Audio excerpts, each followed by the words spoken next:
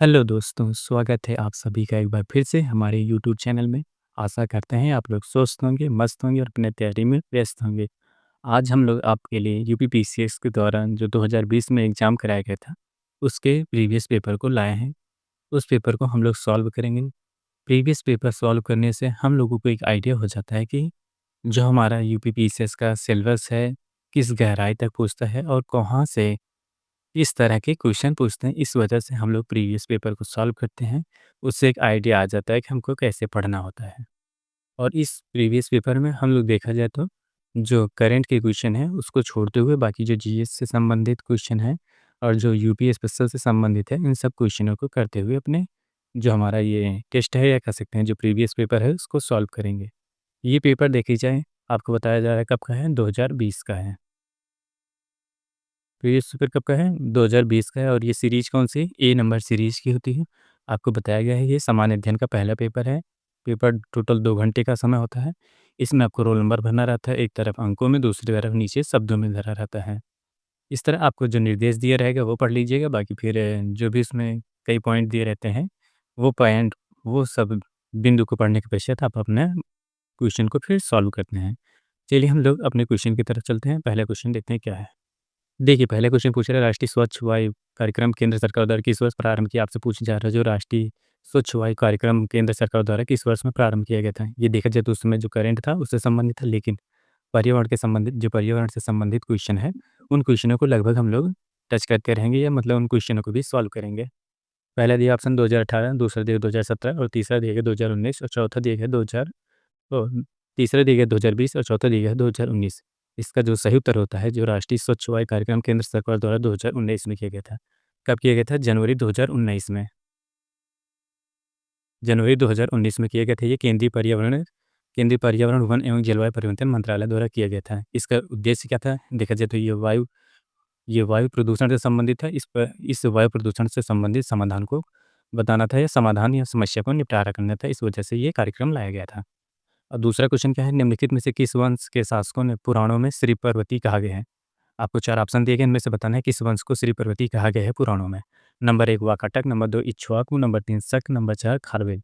इसका जो सही उत्तर होता है आपको जो इक्ष्वाकु वंश को जो पुराण होता है इसमें श्री पर्वती कहा जाता है। आंध्र भृत्य कहा जाता है। क्या कहा जाता है? आंध्र भृत्य। आंध्र भृत्य भी इन्हें कहा जाता है। इसको इक्ष्वाकु जो थे ये श्री पर्वती कहा जाता था, आंध्र भृत्य भी कहा जाता था।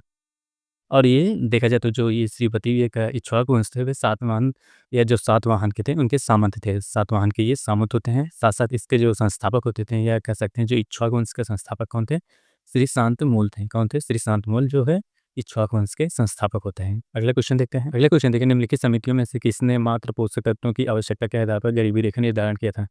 आपको क्वेश्चन पूछ रहा है जो पोषक तत्वों के हिसाब से या पोषक तत्वों की आवश्यकता के हिसाब से कुछ लोग या कुछ इतिहासकार थे उन्होंने गरीबी रेखा का निर्धारण किए थे। वे अर्थशास्त्री कौन थे इनके बारे में बताना है। नंबर 1 अलग समिति, नंबर 2 लकड़वाली समिति, नंबर 3 तेंदुलकर समिति, नंबर 4 रंगराजन समिति।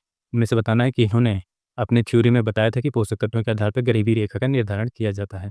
इसका जो सही उत्तर होता है जो अलग समिति होती है, अलग समिति ने इसका अलग समिति में ये गरीबी रेखा का निर्धारण करने के लिए जो पोषक तत्व होते हैं इसका मानदंड या मापदंड इस्तेमाल किया गया था। अगले क्वेश्चन देखिए मौर्य काल में एग्रोनोमोई क्या है? एग्रोनोमोई अधिकारी निम्नलिखित में से किस क्षेत्र से संबंधित थी? आपको बताना है जब मौर्य काल था उसमें एग्रोनोमोई जो अधिकारी होते थे वे किस क्षेत्र से संबंधित थे या उनका किससे संबंध था ये बताना है। नंबर 1 माप और तौल से, नंबर 2 प्रशासन प्रबंध से, नंबर 3 मार्ग निर्माण से, नंबर 4 राजस्व प्रबंध से। इनका देखा जाए तो ये जो एग्रोनोमाई होते हैं प्रशासन प्रबंध होता है। प्रशासन प्रबंध के अंतर्गत आप सब कह सकते हैं जितने भी प्रशासनिक कार्य होते हैं, चाहे वो सड़क बनवाना होता है, खेती-बाड़ी देखना होता है, ऐसे इत्यादि जो भी प्रशासन में ज़रूरी चीज़ें होती हैं उनकी देख-रेख के लिए ये अधिकारी तत्पर रहते थे मौर्य समाज में। कौन? एग्रोनोमोई। अगला क्वेश्चन देखते हैं क्या अगला क्वेश्चन है निम्नलिखित सूचकांक में कौन-सा मानव विकास सूचकांक की गणना में सम्मिलित नहीं है? आपको बताना है जो एचडीआई जारी होती है, ह्यूमन डेवलपमेंट इंडेक्स जारी होती है, इन चारों में से बताना है कौन सा एक सम्मिलित नहीं है, बाकी 3 सम्मिलित होंगे। जीवन प्रत्याशा, शिक्षा, प्रति व्यक्ति आय और सामाजिक असमानता। इनमें से बताना है कौन सा सम्मिलित नहीं होता है। जो एचडीआई जारी की जाती है, मानव विकास सूचकांक जारी की जाता है, उसमें सामाजिक असमानता को नहीं सम्मिलित किया जाता है। बाकी ये जो तीनों होते हैं जीवन प्रत्याशा होता है, शिक्षा भी देखी जाती है, उसके प्रति व्यक्ति आय देखी जाती है, मानव विकास सूचकांक जारी करने के लिए। अगला क्वेश्चन अगला क्वेश्चन देखिए, सूची 1 को सूची 2 से सम्मिलित कीजिए। सूचियों के नीचे कूट दिए गए सही उत्तर चुनिए। सूची 1 में दिया गया है महाजनपद और सूची 2 में राजधानी दी है। आपको अब कमेंट सेक्शन में बताना है कि कितने महाजनपद होते थे उस समय। एक तरफ जो महाजनपद दिया गया, मत्स्य दिया गया, कुरु दिया गया, सूरसेन दिया गया, अस्मक दिया और राजधानी मथुरा दी गई, पोत दी गई, विराटनगर, इंद्रप्रस्थ। आपको अब सुमेलित करना है कि कौन किससे संबंधित है। जो मत्स्य था, मत्स्य की राजधानी कहाँ थी? विराटनगर होती है। पहले का तीसरा देखते हैं किस में है। इसका पहला और चौथा एलिमिनेट हो जाएगा, आपके पास बी और सी 2 ऑप्शन बचते हैं। अब देखते हैं कुरु की राजधानी क्या होती है। कुरु देखा जाए तो इंद्रप्रस्थ इसकी राजधानी होती है, दिल्ली के समीप होता था। बी का चौथा किस में है? बी का चौथा ये भी कट गया है, इसका सी वाला ऑप्शन सही हो जाएगा। और सूरसेन जो होती थी मथुरा की राजधानी होती है।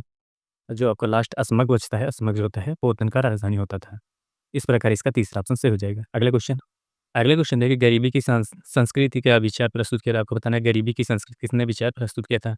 नंबर 1 ऑस्कर लुईस द्वारा, नंबर 2 गुलनार मिरेडल द्वारा और नंबर 3 आशीष बोस द्वारा, नंबर 4 अमर्त्य सेन द्वारा। इसका सही उत्तर होता है जो गरीबी की संस्कृति जो होती है इसका उल्लेख किया गया है ऑस्कर लुईस द्वारा किए गए थे। कौन करते हैं? ऑस्कर लुईस करते हैं। अगले क्वेश्चन कथन और कारण का दिया गया है। इसमें देखते हैं पहला दिया गया है, हमें चोलों के विषय में उनके पूर्ववर्ती राजवंशों की अपेक्षा अधिक जानकारी है। क्या कुछ कथन क्या दे रहा है? हमें चोलों के विषय में उनके पूर्ववर्ती राजवंशों की अपेक्षा अधिक जानकारी है। दूसरा जो कारण बताया जा रहा है, चोल शासकों ने मंदिर की दीवारों पर अभिलेख उत्कीर्ण करने का प्रचलन, मंदिरों पे जो होते थे उस समय जो दीवारों पे होते थे उनके अभिलेख लिखा जाता था। अभिलेख लिखने से पता चलता था कि हाँ, कौन से शासक ने क्या-क्या कार्य किया है इन्होंने। इस वजह से जिनकी विजयों और ऐतिहासिक विवरण पता चलता है। इसमें देखा जाए तो जो उनके पूर्ववर्ती राजा थे उनके बारे में कैसे पता चलेगा? जब शिलालेख में उनके बारे में लिखा रहेगा तभी तो उनसे ज़्यादा पता चलेगा। इस वजह से इसका कथन और कारण दोनों सही है और इसी वजह से इसकी ये व्याख्या कर रहा है। इसका कथन ए सही है। ऐसे जैसे आप भी हैं, जैसे आपके जो पूर्वज होंगे अगर वो कहीं कुछ घर बनवाए होंगे या कुछ भी ऐसे चीज़ें होंगी या उन्होंने जायदाद ज़मीन ली होगी, उस जायदाद ज़मीन में उनका नाम या जो भी भू राजस्व विभाग में उनका नाम दर्ज होगा। इसी से तो पता चलेगा कि हाँ, ये अपने पूर्वजों ने खरीदा था, क्या कैसे। उसी तरह जो चोल शासक हैं, उनके जो पूर्वज थे, वे मंदिर जो चोल शासक थे, वो मंदिर का निर्माण करते थे। मंदिर के निर्माण करने के बाद जो दीवार होती थी, उन दीवारों पे अपने बारे में लिखते थे। उन्होंने अपने साम्राज्य में क्या-क्या किया, कैसे-कैसे उनके शासन प्रणाली थी, इन सब के लिखने की वजह से जब उनके जो चोल शासक बाद में जो बाद ये कह सकते हैं जो बाद के चोल शासक होते हैं उसके बारे में विवरण पाते हैं। इस वजह से कथन और कारण दोनों से ही उसकी व्याख्या भी कर रहा है। अगला क्वेश्चन है 20वीं सदी में 80 के दशक के मध्य विकास के नकारात्मक पक्षों की विस्तृत चर्चा कीजिए। आपको पूछ रहा है जो 20वीं सदी के हैं 80 के दशक के मध्य 20वीं सदी से 80 के दशक के मध्य विकास के नकारात्मक पर विस्तार से चर्चा कीजिए। निम्नलिखित में से कौन सा एक महत्वपूर्ण नहीं है? क्वेश्चन को ध्यान से देखिएगा, इसमें महत्वपूर्ण नहीं है ये पूछा गया है।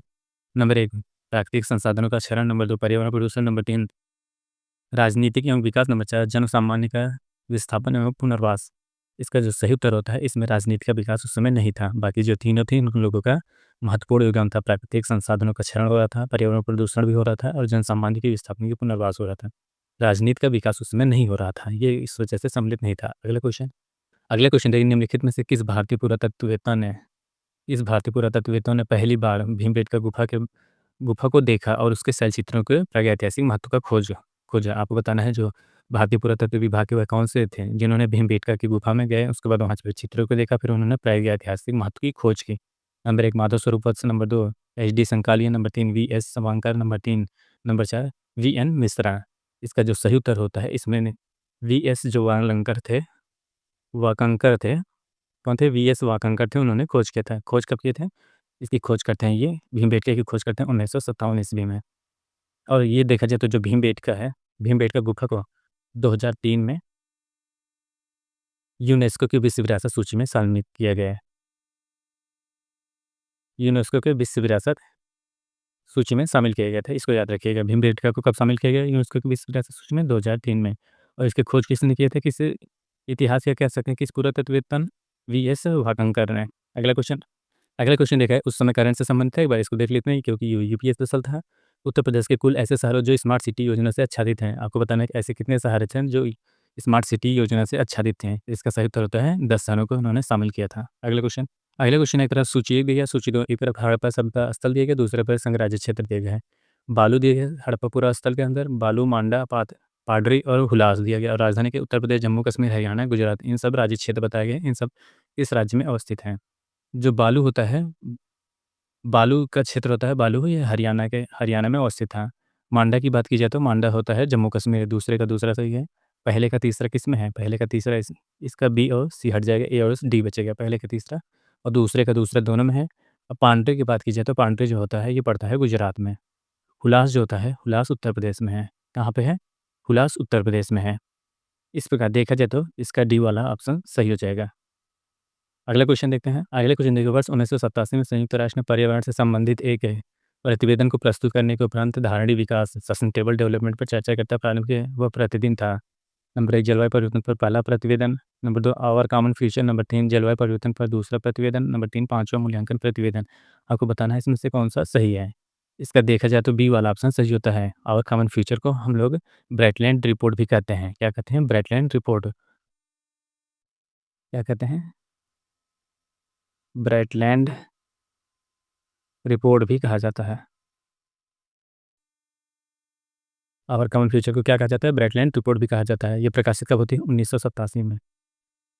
ये 1987 में होती है। इसका दूसरा ऑप्शन सही है। अगला क्वेश्चन है, निम्नलिखित कथनों पर विचार कीजिए और नीचे दिए गए कूट का सही उत्तर चुनिए। नंबर 1 दिया गया है, मुल्तान के सूर्य मंदिर का उल्लेख ह्वेनसांग, अबुज ईद, अल-मसूदी और अल-बेरूनी ने किया था। और दूसरा दिया गया है, संबलपुर यात्रोत्सव सूर्य पूजा से संबंधित है। इनमें से बताना है कौन सा सही है। इसमें देखा जाए तो दोनों को दोनों सही हैं, क्योंकि जो मुल्तान के सूर्य मंदिर का उल्लेख ह्वेनसांग जो थे, अबू जईद ईद थे जो, और अल-मसूदी थे और अल-बेरूनी थे, इन्होंने इसका उल्लेख करते हैं। और ये संबलपुर यात्रा सूर्य पूजा से संबंधित था। ये दोनों के दोनों कथन सही है। अगला क्वेश्चन देखिए, अटल नवोन्मेषण मिशन। क्या देखिए? अटल नवोन्मेषण मिशन AIM किस विभाग से संबंधित है? आपको बताना है अटल नवोन्मेषण मिशन किससे संबंधित है। मानव संसाधन मंत्रालय, विकास मंत्रालय, नीति आयोग, सामाजिक न्याय एवं अधिकारिता मंत्रालय, विज्ञान एवं तकनीक मंत्रालय। इसका जो सही उत्तर होता है इसमें अटल अटल नवोन्मेषण जो होता है नीति आयोग से संबंधित होता है। इसका बी वाला ऑप्शन सही हो जाएगा। अगला क्वेश्चन देखिए, भारत सरकार द्वारा 1919 में ILO इंटरनेशनल लेबर ऑर्गेनाइजेशन के वाशिंगटन के सम्मेलन में मजदूरी के प्रतिनिधि के रूप में निम्नलिखित में से किसे भेजा था। आपको बताना है कि जो 1919 में ILO की वाशिंगटन सम्मेलन होता है उसमें किसको प्रतिनिधि के रूप में भेजा जाता है। Number 1 VP Wadia, number 2 NM Joshi, number 3 CF Andrews, number 4 दिया गया जोसेफ बैप्टिस्ट। इनमें सही उत्तर होता है, इसको समय भेजा गया था NM जोशी को भेजा गया था ILO के समिट में। अगला क्वेश्चन देखो, 1962 में प्रकाशित पुस्तक कौन सी पुस्तक? साइलेंट स्प्रिंग, जिससे विश्व के पर्यावरण आंदोलन को गति मिलती है। जो 1962 में प्रकाशित होती है पुस्तक साइलेंट स्प्रिंग से पर्यावरण आंदोलन में काफ़ी प्रभाव पड़ता है, काफ़ी योगदान होता है। ये किसके द्वारा लिखी गई थी? नंबर 1 है कैरोलिन मर्चेंट द्वारा, नंबर 2 कार्ल मार्क्स द्वारा, नंबर 3 रेचल कार्सन द्वारा, और नंबर 4 दिया गया है राजगोपालन द्वारा। इसका जो सही उत्तर है, रेचल जो कार्सन थे इन्होंने साइलेंट स्प्रिंग पुस्तक की रचना करते हैं। और ये पुस्तक 1962 में प्रकाशित होती है। कब होती है? 1962 में प्रकाशित की जाती है। अगला क्वेश्चन अगला क्वेश्चन देखिए, इतिहास से संबंधित है। एक्सला सेपेल कौन है? एक्सला सेपेल 1748 में संधि के संदर्भ में निम्नलिखित कौन सा सही है? आपको बताना है जो एक्सला सेपेल संधि होती है 1748 ईस्वी में, निम्नलिखित में से कौन सा सही है। इसमें प्रथम कर्नाटक युद्ध की समाप्ति के बाद एक्सला सेपेल संधि होती है। अंग्रेजों को मद्रास पुनः प्राप्त होता है तब ये संधि होती है। आपको बताना है इनमें से कौन सा सही होता है। इसका देखा जाए तो जो एक्सलापे से संधि होती है वो कर्नाटक का प्रथम युद्ध जब समाप्त होता है तब होती है, और ये होता है अंग्रेज और मद्रास के पुनः प्राप्त करने के पश्चात होता है। इसमें दोनों को दोनों ऑप्शन सही होते हैं। सबसे पहले याद रखिएगा, एक्सला सपाइल संबंधी या कह सकते हैं संधि कब हुई थी? 1748 में हुई थी। किस युद्ध में होती? कर्नाटक के प्रथम युद्ध के पश्चात होती है। उसके बाद ये किनके बीच में होती है? अंग्रेज और मद्रास के बीच में होती है। अगला क्वेश्चन देखिए, समन्वित बाल विकास योजना कौन सा? समन्वित बाल विकास योजना परियोजना विकास परियोजना के अंतर्गत निम्नलिखित में से कौन सा एक सही सुमेलित नहीं है। आपको बताना है इन चारों में से कौन सा एक सही सुमेलित नहीं है। बाकी जो तीनों हैं ये तीनों सम्मिलित हैं, बाकी एक सम्मिलित नहीं है। वह कौन सा नहीं है वही आपको बताना है। नंबर 1 पूरे पोषण, नंबर 2 टीकाकरण, नंबर 3 पोषण एवं स्वास्थ्य शिक्षा, नंबर 4 परिवार नियोजन। आपको बताना है समन्वित बाल विकास परियोजना में कौन सा सम्मिलित नहीं है। इसका जो देखा जाए तो परिवार नियोजन को ये सम्मिलित नहीं किया गया था। बाकी देखा जाए तो जो समन्वित बाल विकास परियोजना के अंतर्गत 6 महत्वपूर्ण पॉइंट बताए गए थे, जिसमें कि 3 पूरक पोषक तत्व हो गए, टीकाकरण हो गया, उसके बाद पोषण एवं स्वास्थ्य शिक्षा हो गया। बाकी 3 थे स्कूल पूर्व स्कूल पूर्व और अनौपचारिक शिक्षा अनौपचारिक शिक्षा था। दूसरा था स्वास्थ्य checkup.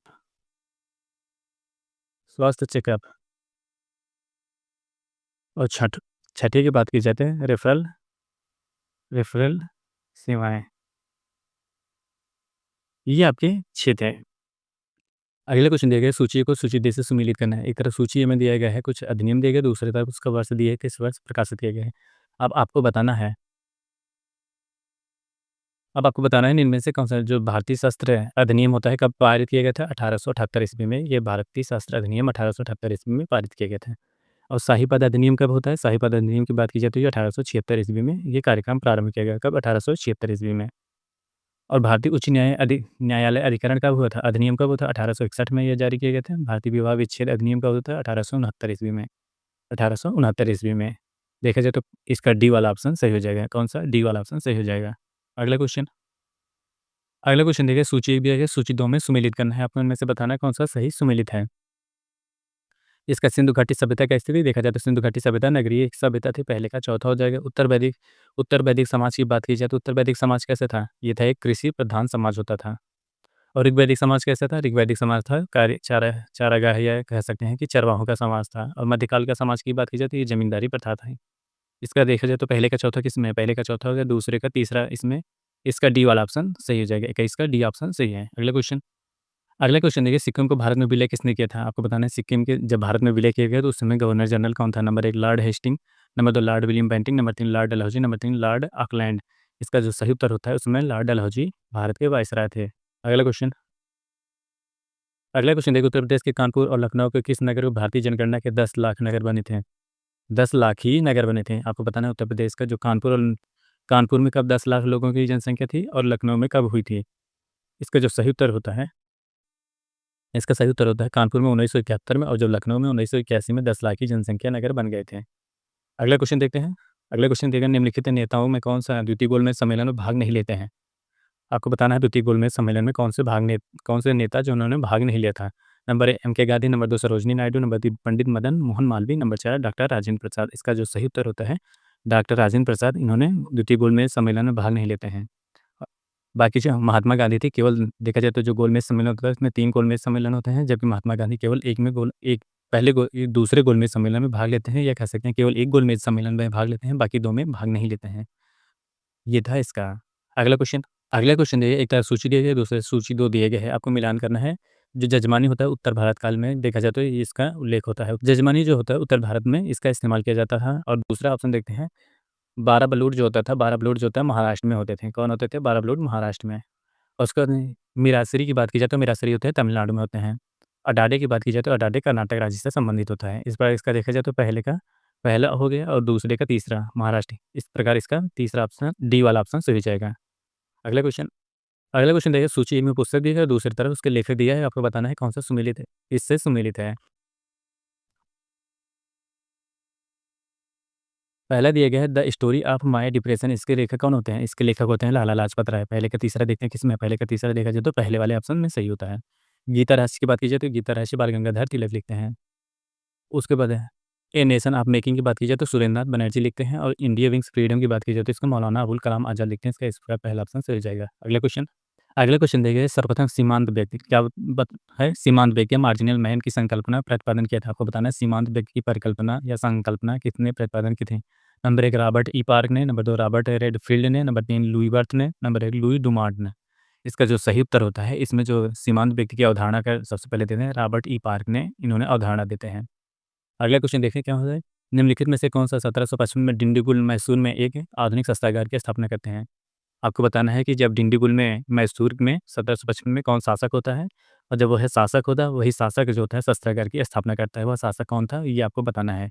Number 1 Nanjaraj, number 2 Haider Ali, number 3 Devaraj, number 3 Chikka Krishnaraj. इसका जो सही उत्तर होता है उसमें हैदर अली थे। हैदर अली ने 1755 में डिंडीगुल, मैसूर में ही आधुनिक शस्त्रागार की स्थापना करते हैं। अगला क्वेश्चन देखिए निम्नलिखित में से कौन-सा एक वन्य प्राणियों के विलुप्तीकरण का कारण है? आपको बताना है कि जैसे पर्यावरण परिवर्तन हो रहा है तो देखा जाए तो इनमें से कौन-सा कारण एक ऐसा नहीं है जो कह सकते हैं जो जीव विलुप्त हो रहे हैं या जो जीव-जंतु विलुप्त हो रहे हैं उसका कौन-सा कारण नहीं है? जो कारण नहीं होगा वही उसका सही उत्तर होगा। बाकी देखा जाए तो 3 दिए होंगे विलुप्त होने के कारण दिए होंगे, बाकी एक कारण नहीं है जो वो दिया गया है। प्राकृतिक आवास का नष्ट होना, अगर प्रकृति का विनाश होगा या कह सकते हैं नष्ट होगा तो ज़ाहिर-सी बात है जो जीव-जंतु उस जंगल में रह रहे हैं तो वे विस्थापित हो गए, इस प्रकार उनकी संख्या घटेगी, ये तो नहीं होगा। जंगलों में आग लगेगी, सेम कहानी वही है। व वन्य प्राणियों का अवैध वाणिज्यिक व्यापार ये भी एक है, जनसंख्या में वृद्धि कोई एक कारण नहीं है, ये इसका डी वाला ऑप्शन सही हो जाएगा। अगला क्वेश्चन देखते हैं। अगला क्वेश्चन देखिए ब्रिटिश सरकार ने भारत के अलग-अलग भागों में भू राजस्व की अलग-अलग व्यवस्था लागू करते हैं। ये तो सही है देखा जाए तो जो ब्रिटिश सरकार होती है अलग-अलग राज्यों में कह सकते हैं अलग-अलग प्रथा जैसे मनसबदारी, रैयतवाड़ी, महलवाड़ी ऐसी प्रथाएँ चालू की थी ना अलग-अलग राज्यों में। कथन तो सही है, कारण देखिए भारतीय किसानों के अलग-अलग वर्ग बन गए थे। ये भी सही है कि जब अगर अलग-अलग पैमाइश बन रही है तो ज़ाहिर-सी बात है किसानों के अलग-अलग योग होगा। इस प्रकार इसका पहला और दूसरा दोनों कथन सही है। अगला क्वेश्चन देख लेते हैं करंट का एक क्वेश्चन भारत में अगस्त 2020 में निम्नलिखित स्थानों में से कहाँ पे रेल संग्रहालय का संग्रह को समर्पित किया गया था? आपको पूछ रहा है कि भारत में अगस्त 2020 में निम्नलिखित स्थानों में से कहाँ पर रेल संग्रहालय राष्ट्र को समर्पित किया गया था? Number 1 Hubli, number 2 Mysore, number 3 Silvassa, number 4 Chittaranjan. इसका जो सही उत्तर होता है हुबली में स्थापित की गई थी। रेल संग्रहालय राष्ट्र को समर्पित किया गया था। अगला क्वेश्चन देखिए निम्नलिखित कथनों पर विचार कीजिए और उनके काल्पनिकों को व्यवस्थित कीजिए। नंबर 1 देखिए फतवा जहांगीरी, पृथ्वीराज रासो, किताबुल हिंद और तबकात नासरी। बताना है कि इनमें सबसे पहले कौन-सी पुस्तक लिखी थी उसके उनका क्रम बताना है कि देखिए, सबसे पहले इन पुस्तकों के रचयिता या लेखकों के नाम जान लेते हैं। फतवा-ए-जहांगीरी के लेखक कौन है? जियाउद्दीन बरनी थे। कौन थे? बरनी लिख दे रहे हैं, बरनी हैं। पृथ्वीराज रासो की बात की जाए तो इसके कौन से चंद बरदाई होते हैं? कौन होते हैं? चंद बरदाई। चंद बरदाई इसके लेखक होते हैं और किताबुल हिंद की बात की जाए तो इसके कौन होते हैं? अल-बरूनी। कौन? अल-बरूनी। अल-बरूनी इसके रचयिता या कह सकते हैं लेखक होते हैं। तबकात-ए-नासरी की बात की जाए तो मिन्हाज-उस-सिराज थे। कौन थे? मिन्हाज-उस-सिराज। मिन्हाज-उस-सिराज किताबें ये कह सकते हैं तबकात-ए-नासरी के लेखक होते हैं। फतवा जहांगीर के जियाउद्दीन बरनी होते हैं, पृथ्वीराज चंद बरदाई होते हैं, किताबुल हिंद की बात की जाए तो अल-बरूनी होते हैं और तबकात-ए-नासरी की बात की जाए तो मिन्हाज-उस-सिराज होते हैं। अब इसका बताना है कि कौन-सा सही उत्तर होगा। इसका देखा जाए तो पहले लिखा गया इसका डी वाला ऑप्शन सही हो जाएगा। अल-बरूनी सबसे पहले लिखते हैं, फिर चंद बरदाई आते हैं। उसके बाद आते हैं मिन्हाज-उस-सिराज होते हैं, फिर फतवा जहांगीरी देखा जाए तो अगर क्रम भी देखेंगे तो जहांगीर का काल इनमें सबसे लास्ट में आता है, इस वजह से इसका ये ऑप्शन सही हो जाएगा।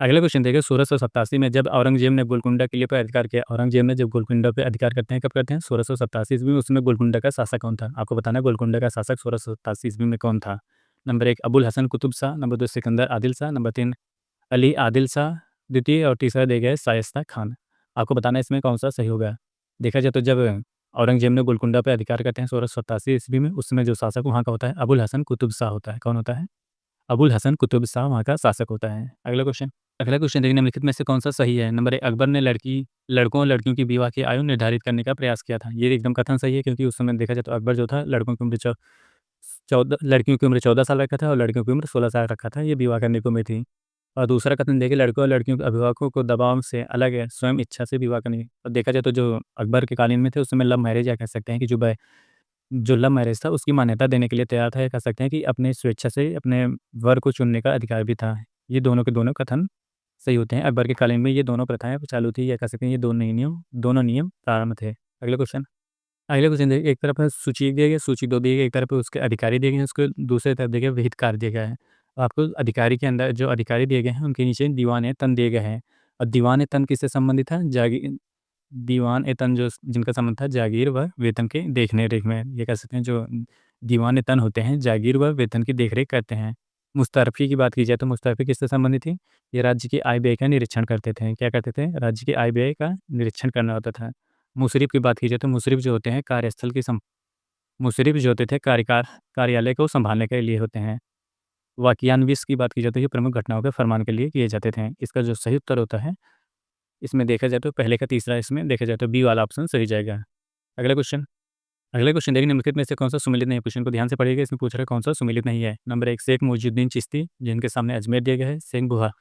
बुरहाउद्दीन गरीब इनके दौलताबाद और शेख मोहम्मदीन हुसैनी के बाद गुलबर्ग दिया गया है शेख निजामुद्दीन औलिया की बात की जाए तो ये मुल्तान दिया गया इसमें देखा जाए तो ये सही सुमेलित नहीं है इनकी दरगाह की बात की जाए तो ये दिल्ली में है न कि मुल्तान में है कहाँ पे है दिल्ली में निजामुद्दीन औलिया की दरगाह कहाँ है कह सकते हैं दिल्ली में स्थित है अगला क्वेश्चन देखते हैं अगला क्वेश्चन देखने निम्नलिखित में से किस मुगलकालीन नहर का निर्माण के लिए फिरोज शाह का रजबवा का पुनर्जीवित कहते हैं आपको बताना है कि जैसे जो उस समय जो फिरोज शाह थे फिरोज शाह तुगलक कह सकते हैं कि या कह सकते हैं दिल्ली सल्तनत में जिन्होंने नहर के निर्माण के लिए रजहवाह की निर्माण की या कह सकते हैं इस प्रक्रिया या पद्धति को अपनाया था मुगल काल में ऐसा कौन सा शासक था जिन्होंने ये पद्धति अपनाते हैं उसके बाद उनको किस नाम से जाना जाता है नंबर 1 शेखनूनी दूसरे बार साहब नहर नंबर 3 नहर ए विहिस्त नंबर 4 नहर ए आगरा इनमें से बताना है कौन सा सही होगा इसमें जो साहब नहर की बात की जाए तो ये इसको कहा जाता था जैसे उस समय दिल्ली सल्तनत में रजबवा कहा जाता है उसी तरह मुगल काल में क्या कहा जाता है साहब नहर इसकी स्थापना कौन करते हैं ये होता है अकबर के कार्यकाल में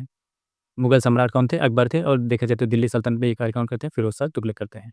अगला क्वेश्चन निम्नलिखित में से कौन से किताब नौरस कौन किताब नौरस के लेखक हैं? आपको बताना है किताब नौरस कौन से किसने लिखा था? इब्राहिम आदिल शाह द्वितीय, नंबर 2 अली आदिल शाह, नंबर 3 कुली कुतुब शाह, नंबर 4 दिया है अकबर द्वितीय। में से बताना है कौन किसने लिखा था? जो किताब नौरस होता है इसके लेखक जो होते हैं इब्राहिम आदिल शाह द्वितीय थे। इन्होंने इसकी रचना करते हैं। कौन? इब्राहिम आदिल शाह द्वितीय। अगला क्वेश्चन है निम्नलिखित जनजातियों में कौन सा भारत के अंडमान निकोबार द्वीप समूह में कोई मूल निवासी नहीं है? आपको बताना है जो अंडमान निकोबार इन 4 ऑप्शनों में से ऐसा एक जनजाति है जो अंडमान निकोबार द्वीप समूह में निवास नहीं करते, बाकी वो अन्य स्थान पर निवास करते हैं। बाकी 3 जो होते हैं अंडमान निकोबार द्वीप समूह में निवास करते हैं। जो निवास नहीं करती अंडमान निकोबार द्वीप समूह में वो कौन सी जनजाति है? आपको बताना है। Number 1 Khalchu, number 2 Rengma, number 3 Onge, number 4 Sampen. इनमें से बताना है कौन सा निवास नहीं करता है? इसका जो सही उत्तर होता है जो रेंगमा होता है ये अंडमान निकोबार द्वीप समूह में निवास नहीं करता है। ये कहाँ पे निवास करता है फिर? ये निवास करता है नागालैंड में, कह सकते हैं पूर्वोत्तर भारत में निवास करते हैं। पूर्वोत्तर भारत के नागालैंड राज्य में ये निवास करते हैं। कहाँ पे निवास करते हैं? रेंगमा नागालैंड जनजाति होते हैं, नागालैंड की जनजाति हैं। अगला क्वेश्चन देखिए निम्नलिखित में से कौन सा एक नदी हिमालय पार आपको बताना है या ट्रांस हिमालय नदी है? इन चारों में से एक ऐसी नदी है जो ट्रांस हिमालय है या कह सकते हैं हिमालय के उत्तर में अस्तित्व वाली नदी है। Number 1 Jhelum, number 2 Sutlej, number 3 Ganga, number 4 Ravi. इसका जो सही उत्तर होता है सतलज नदी। सतलज नदी निकलती है मानसरोवर झील से जो राजस्थान के पास अवस्थित होता है। ये कह सकते हैं तिब्बत में अवस्थित है। ये यहाँ से निकलते हैं। बाकी ये जो तीनों हैं ये भारत से निकलते हैं। अगला क्वेश्चन है निम्नलिखित में से कौन सा सही सुमेलित नहीं है? क्वेश्चन को ध्यान से पढ़िएगा। इसमें पूछ रहा है सही सुमेलित नहीं है। एक जनजाति दी है, दूसरी उनकी अवस्थिति दिखे है। जनजाति नीचे दिए गए हैं। अंगामी जनजाति दिया गया है। अंगामी जनजाति ये नागालैंड से संबंध है या नागालैंड की जनजाति है, ये सही है। और विरहोर की बात की जाए तो विरहोर जनजाति है झारखंड में पाई जाती है। खस की बात की जाती है ये अरुणाचल प्रदेश में नहीं पाई जाती, यही आपका सही होगा। टोडा की बात की जाए तो ये तमिलनाडु में पाई जाती है। खस की बात की जाए तो खस कहाँ पाया जाता है? उत्तराखंड में। यहाँ लिख दे रहे हैं जैसे यूपी में पाए जाते हैं, साथ ही साथ ये हिमाचल प्रदेश में पाई जाएंगी। उसके साथ ही साथ ये जम्मू एंड कश्मीर में भी पाई जाती हैं। ये अरुणाचल प्रदेश में ही पाई जाती खस जनजाति हैं। अगला क्वेश्चन, एक तरफ झील दी गई है, दूसरी तरफ उनकी अवस्थिति दी गई है। आपको बताना है कौन सी झील किस राज्य में अवस्थित है? इसका सही उत्तर होता है, चलिए देखते हैं। जो साला झील की बात की जाए तो साला झील कहाँ होता है? अरुणाचल प्रदेश में अवस्थित है। और बड़खल झील की बात की जाए तो बड़खल झील कहाँ पे है? ये हरियाणा राज्य में अवस्थित है। और लोकटक झील की जो बात की जाए तो ये मणिपुर में अवस्थित है। और कालीवेली झील की बात की जाए तो ये तमिलनाडु में अवस्थित है। इस प्रकार देखा जाए तो पहले का पहला, दूसरे का दूसरा, तीसरे का तीसरा और चौथे का चौथा। इसका पहला ऑप्शन सही हो जाएगा। अगला क्वेश्चन देखिए, अहमदाबाद भारत में सूती वस्त्र उद्योग का सबसे बड़ा केंद्र है। देखा जाए तो सूती वस्त्र उद्योग का सबसे बड़ा केंद्र अहमदाबाद नहीं है, अहमदाबाद जबकि ये मुंबई होता है। कौन सा है? मुंबई सबसे बड़ा सूती वस्त्र उद्योग का केंद्र होता है। अहमदाबाद भारत के मुख्य कपास उत्पादक क्षेत्रों में स्थित है, इसलिए कच्चा माल की समस्या नहीं होती। इसका जो देखा जाए तो कथन गलत है, कारण सही है। इस प्रकार इसका चौथा ऑप्शन सही हो जाएगा। सूती वस्त्र के लिए सबसे ज़्यादा महाराष्ट्र होता है। अगला अगला क्वेश्चन है निम्नलिखित में से कौन सा भारत की नवीनतम पर्वत श्रेणी है? आपको बताना है भारत की नवीनतम पर्वत श्रेणी कौन सी है? 4 ऑप्शन दिए गए हैं। हिमाद्री श्रेणी, अरावली श्रेणी, पश्चिमी घाट और विंध्याचल श्रेणी। इनमें बताना है कौन सबसे नवीनतम है। जो हिमाद्री कह सकते हैं या हिमालय श्रेणी होती है या हिमालय जो होता है सबसे नवीनतम वलित पर्वत होता है। जबकि अरावली पर्वत की बात की जाए तो ये विश्व की सबसे प्राचीनतम अवशिष्ट पर्वत है। अगला क्वेश्चन, एक तरफ राष्ट्रीय उद्यान दिया गया, दूसरा दिया गया राज्य दिया गया। आपको बताना है राष्ट्रीय उद्यान किस राज्य से संबंधित है। जो इंद्रावती की बात की जाए तो इंद्रावती राष्ट्रीय उद्यान कहाँ पे है? ये छत्तीसगढ़ राज्य में अवस्थित है। कहाँ पे? छत्तीसगढ़। और मुल्लेरी की बात की जाए तो मुल्लेरी कहाँ पे है? ये गोवा में स्थित है। मुल्लेम की बात की जाए तो ये कहाँ पे है? गोवा में। कलेसर की बात की जाए तो कलेसर कहाँ पे होता है? कलेसर ये हरियाणा राज्य में है। और बेतवा की बात की जाए तो बेतवा राष्ट्रीय उद्यान ऐसा कोई भी राष्ट्रीय उद्यान नहीं है जिसका नाम बेतवा राष्ट्रीय उद्यान है। इस वजह से इसकी देखा जाए तो कोई भी सुमेलित नहीं है।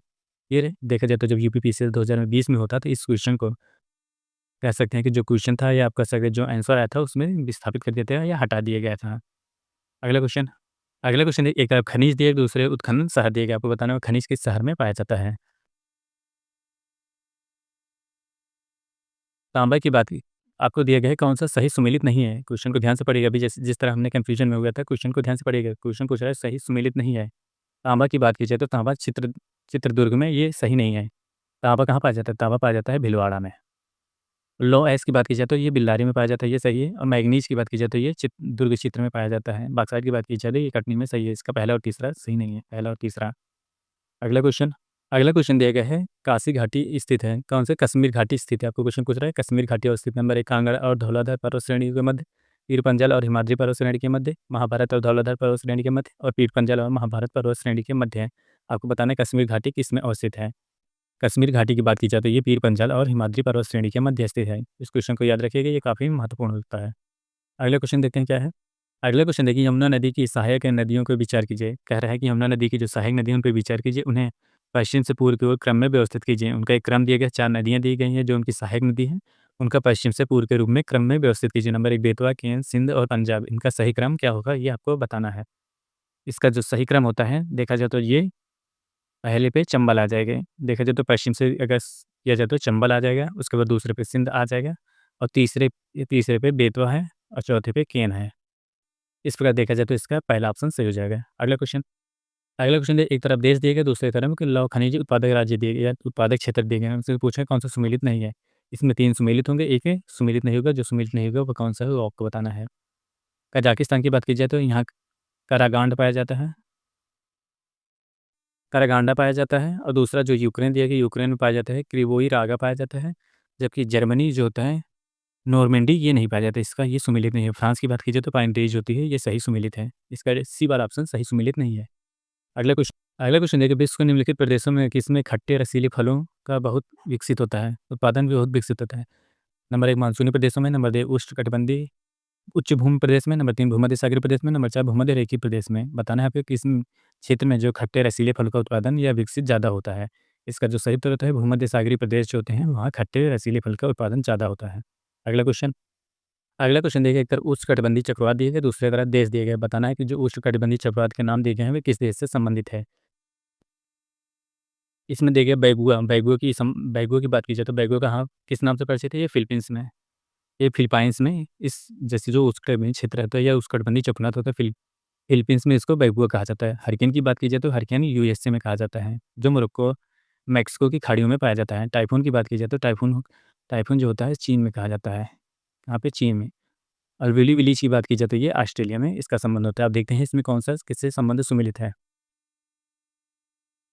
इसका देखा जाए तो पहले का दूसरा किस में है, पहले का दूसरा इसमें है और दूसरे का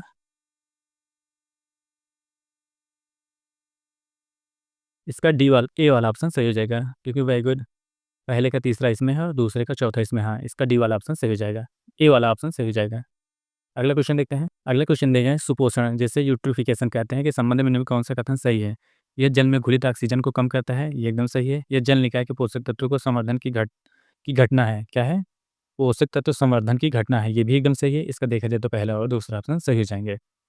इस प्रकार हम लोग आज आधे क्वेश्चन करेंगे, या कह सकते हैं कि जो हमारा 150 क्वेश्चन आता है यूपीपीसीएस के प्रीवियस पेपर में, 150 क्वेश्चन को हम लोग इसको 2 भागों में डिवाइड किए हैं। आपको पहले भाग में 75 क्वेश्चन देखने को मिलेगा, जो आप कह सकते हैं कि जो करंट अफेयर से संबंधित क्वेश्चन है उसको स्किप करते रहेंगे, बाकी जो है उसको हम लोग करते रहेंगे।